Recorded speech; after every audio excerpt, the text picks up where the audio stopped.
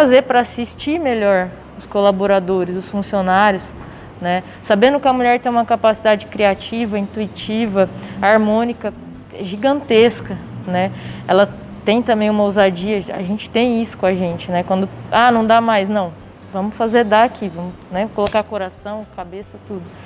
Como fazer melhor essa gestão com pessoas, colocar o funcionário e falar, olha, vou te escutar, estou vendo seus resultados, estou vendo que de repente eu posso te colocar aqui e ali, né? Não importa se é concursado, se é comissionado, não importa, é sempre um colaborador, né? Como colocar isso e ótimas lideranças, ótimas gestões, não tem a ver com a quantidade de diploma e de cargo que você ocupou.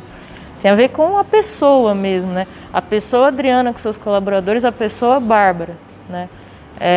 Como que vocês têm alguma coisa assim pensada? Tá? Às vezes você já conhece mais, né, Adriana? Todo o pessoal que vai estar ali trabalhando contigo. Tem algo assim que vocês falam, sempre observaram às vezes, né? O funcionário fala, eu preciso melhorar a maneira que essa pessoa está, até para ela mesma melhorar o trabalho dela, se reinventar, se desafiar e entregar o melhor para a prefeitura e para todo mundo que está na cidade, né? Sim, eu costumo dizer, né, que o prefeito também é um funcionário, né? A prefeita também é uma funcionária, né? E eu costumava dizer isso quando secretária, que nós somos servidores públicos, temos que servir a população, procurar fazer da melhor forma possível, né? A área da saúde, não só a área da saúde, mas é uma área em que as pessoas estão adoecidas, né? Às vezes não é nem uma doença patológica, mas é uma doença emocional, que eu falo assim, uma carência, na verdade, né? Uma carência emocional, então ela precisa ser bem acolhida, bem cuidada, bem tratada, né? E às vezes a gente vê que isso falta, né, no servidor, né? A gente faz curso de humanização, né, tenta trazer o servidor o mais próximo possível para que o trabalho desenvolva. Eu costumo dizer que é uma engrenagem, que ela tem que rodar num sentido harmonioso para que essa engrenagem não tenha problemas, né? E acaba acontecendo os problemas, é onde a gente senta, conversa. Cidade pequena tem muita política, né? E é o apelo assim que eu faço para o funcionalismo, né, de forma geral. Vamos esquecer da política, né? Vamos pensar na nossa população, que depende dos nossos serviços, e vamos dar o nosso melhor. Eu sempre costumava dizer que eu fazia uma autoavaliação do meu trabalho no final do dia. Como que foi o meu trabalho hoje? Que nota eu daria para o meu trabalho? Isso é importantíssimo demais o funcionário fazer, né? Eu fazer minha autoavaliação. Somos seres humanos, claro, não somos projetados só para acertos, mas a gente precisa ter essa consciência de que nós temos que dar o nosso melhor, fazer o nosso melhor. Todos nós temos condições de fazer isso, basta a gente querer. E eu vejo que a política ela atrapalha um pouco isso, né? Quer prejudicar o prefeito, né? E acaba não saindo da forma como deveria, né? Mas vamos esquecer da política, vamos pensar na nossa população, que depende dos nossos serviços, e fazer da melhor forma possível. Durante a campanha, a gente pensou muito na elaboração do projeto de ações sobre essa questão do funcionário público, porque eu ainda brincava, é a maior empresa de Venceslau e é você comandar 1.300 funcionários no caso de Venceslau, 1.200 ativos, 1.300. E eu sempre falei muito de gestão estratégica de pessoas, onde na minha campanha um dos motes era a mudança, e eu dizia que eu não sou a mudança, eles são a mudança. Eles são o agente de mudança, porque são eles que estão ali no dia a dia, são eles que movimentam a máquina chamada prefeitura. Como você disse, eles são concursados e eu fui candidata e eu acredito que eu estou prefeita eleita porque eu acredito no ser humano, porque eu acredito que é capaz a gente gerar a oportunidade e acreditar em todo ser humano. Como gestor, eu vejo que eu tenho a obrigação de cuidar de quem cuida da cidade. Então, existe sempre uma crítica muito grande ao servidor público, mas também não é olhar do outro lado. As condições de trabalho que são dadas a esse servidor público. A Adriana falou um ponto da questão da politicagem, o quanto esse servidor público também sofre com as influências políticas da cidade. E eu vejo que toda a mudança e toda a eficiência do serviço público está nesse cuidado, nessa relação do gestor com o funcionário público. Eu acredito que o meu primeiro papel como prefeita de Presidente Venceslau vai ser as pessoas entenderem qual é a função dela como ser humano sentada dentro de um setor público. Não importa se ela é escriturária, se ela é secretária, se ela é enfermeira, se ele é motorista, não importa. Ele precisa ir trabalhar e perguntar para si mesmo quantas vidas ele impacta com o serviço dele. Porque talvez, se a gente conseguir fazer com que ele entenda que se uma pessoa vai pedir um alvará e o corpo mole dele prejudicam 20 famílias, ele nunca mais deixa de tirar o alvará.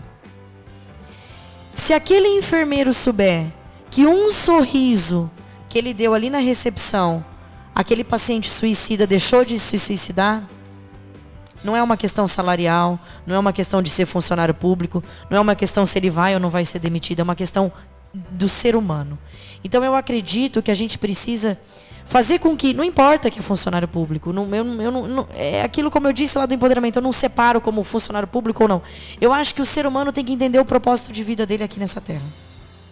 E eu digo que, eu disse essa semana para uma pessoa que a minha maior missão como prefeita é amar a minha população.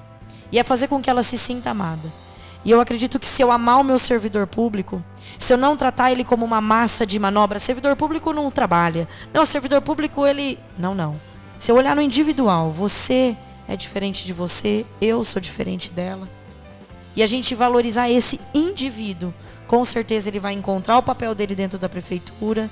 Com certeza, lógico, isso tem toda uma questão burocrática que ele precisa trabalhar, ele precisa fazer com que essa máquina gire. Mas eu acho que é essa humanização, porque...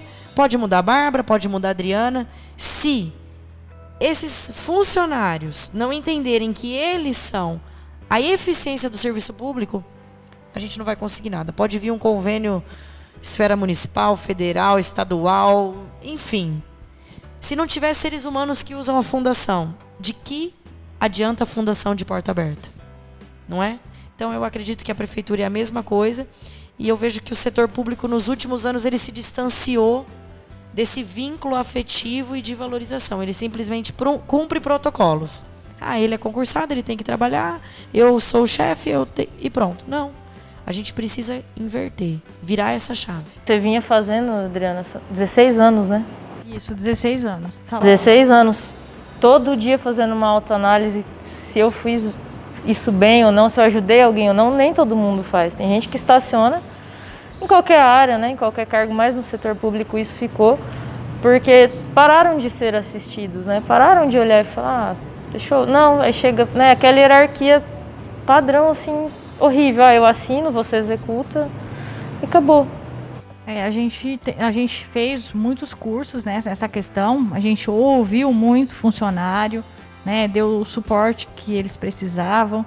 Claro que a gente não consegue fazer tudo, mas a gente procurou sempre ouvir muito, ser família mesmo. A gente passa a maior parte do tempo no trabalho, né? Então a gente precisa que o trabalho esteja um lugar, um ambiente agradável, né? E então a gente ofereceu alguns cursos para mudar esse cenário mesmo, né? Eu sei que o setor está desgastado, são poucos funcionários, muito serviço, né? Os serviços, principalmente a saúde, né? A demanda ela é crescente, né? Mas a gente procurou fazer tudo da melhor forma possível. A gente tem uma equipe boa de trabalho, né? Piquerobi, eu só tenho a agradecer o funcionário porque trabalha, gente, tá? Tem um problema aqui ou outro, mas já falei, somos seres humanos, né? Não somos máquinas projetados só para acertar. Mas a gente precisa pensar em toda essa questão de como que é uma via de mão dupla, né? Eu preciso oferecer, né, investir no funcionário para ele produzir bem. É essa lógica mesmo. Tem gente que sonha mesmo em trabalhar em prefeitura e cargo público e às vezes não vou porque lá não é assim, melhor eu ir para o setor privado, né? Que vocês consigam desenvolver isso todos os dias, né? Porque é um trabalho contínuo, né? São dia após dia, 4 anos. que vocês consigam, aos poucos, mostrar essa parte da gestão de vocês, né? Além da política, vocês já empreenderam ou empreende, por exemplo, no setor privado, no social, esportivo, algum outro setor? Eu era empreendedora da minha família mesmo, né? Eu que fazia essa questão aí, eu ajudava na minha casa, né? Meu marido tem uma empresa de caminhão e eu que cuidava de toda essa logística, de tudo isso, né? E a gente agregou isso ao agronegócio também. Então, a gente acabou fazendo isso na família mesmo. Acabei desenvolvendo na família. Eu sou empreendedora desde os meus 17 anos. Quando eu estava no final do meu terceiro colegial e não me dediquei muito aos estudos, eu quis trabalhar. Ganhei de presente dos meus pais uma loja. Então eu tenho uma loja desde os meus 17 anos. Mas eu falo que o meu maior empreendedorismo foi no final de 2017, que foi o empreendedorismo social, onde eu tive a oportunidade de descobrir um mundo novo. Eu fui nomeada interventora em uma instituição de acolhimento de crianças e adolescentes da minha cidade e fui eleita presidente voluntária, onde eu atuei no empreendedorismo social os últimos anos da minha vida. Trouxe tudo que eu tinha de conhecimento da minha loja, do empreendedorismo do negócio, da área privada, que a gente aprende muito atrás de um balcão. Eu falo que é uma das maiores escolas.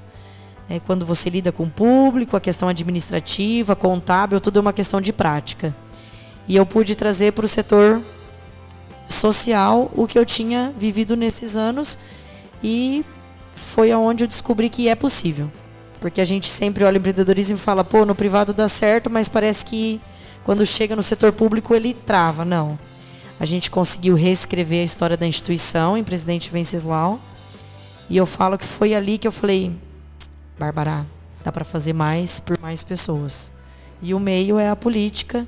Então eu falo que foi empreendendo que eu tive coragem de ser candidata. O voluntariado é bacana também, está incentivando o poder público, acho que tem esse papel, assim, né? O empreendedorismo social, as pessoas ainda não têm muita clareza dele, né? Elas ainda não se empoderaram da força que ele tem e o quanto a nossa vida pessoal cresce. Eu falo que é quando você acha que você mais está doando, você mais está recebendo.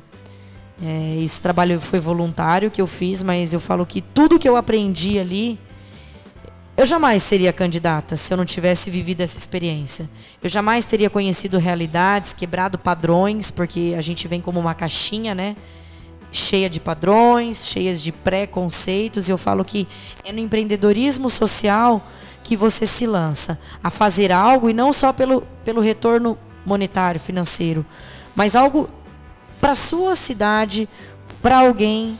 É aquela questão do altruísmo mesmo. E isso é muito legal, que quanto mais você exerce, melhor você fica e mais você quer fazer.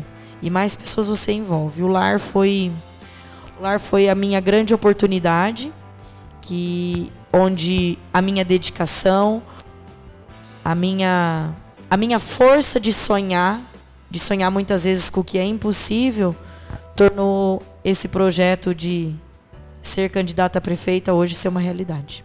Vocês vão trocar figurinha de empreendedorismo depois? Uma ajuda na cidade da outra? A gente já estava combinando ali. Já, com certeza. Já vai sair alguma coisa? Com certeza. Eu falo que esse momento é um momento muito importante de network. Ainda falei para ela, olha, vocês têm muito a me ensinar, porque a Adriana tem aí todo o conhecimento na área da saúde, ela tem um belo de um professor lá também, o Dudu, a Ruth. Nós falávamos com ela da gente estar unidas, de irmos em busca de melhorias para nossa região. Sempre vai ser muito bonito ver 4 mulheres chegando lá em São Paulo ou em Brasília. Sim, já pensou? Um pedido individual e um pedido 4 mulheres ainda. Se uma mulher já pede e fala, você imagine 4. Tem uma coisa que tem 2 palavras, tem duas culturas aí muito forte, né? Agora na nossa sociedade, que foi vindo, que é a empatia e a sororidade, né? A empatia está dentro da sororidade, inclusive, tá? O básico, se colocar no lugar do outro, né? E ainda mais com a sororidade, a ideia é eu, mulher, ter toda a sororidade com a Bárbara mulher, com a Adriana, com a Rejane. Como assim, né? Unir as mulheres de verdade e acabar com uma coisa histórica que a gente sabe que a gente tem, que são diferenças com outra mulher, sem conhecer, né? E isso existe ainda, a gente não pode ser hipócrita e falar que isso não existe. Setor público, privado, vizinhança, baile, show, festa, mídia social, né? Nós temos historicamente uma coisa de não ajudar as outras às vezes, né? Como que vocês pretendem no dia a dia, e isso vai aquém do cargo que vocês vão ocupar, colocar esse movimento, essa sororidade, essa empatia, colocar isso em prática? Eu acho que é dando clareza para as pessoas de que tinha uma frase lá embaixo que eu até tirei uma foto, de que tudo precisa se conectar, que nada a gente faz sozinho. E a gente precisa entender que a gente não está competindo, a gente não está disputando. E de que juntos, independente se é homem, se é mulher, aquilo que você disse, a questão feminina, ela levanta ainda muito essa questão da disputa, da questão estética. A gente tem muito um padrão a se seguir, que a gente vive um padrão de comparação. Eu acho que a gente tem que quebrar essa comparação.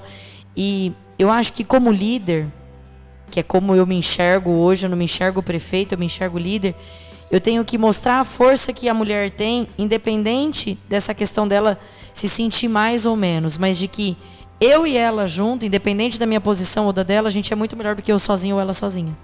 Eu acho que a sororidade a gente consegue gerar quando a gente fortalece.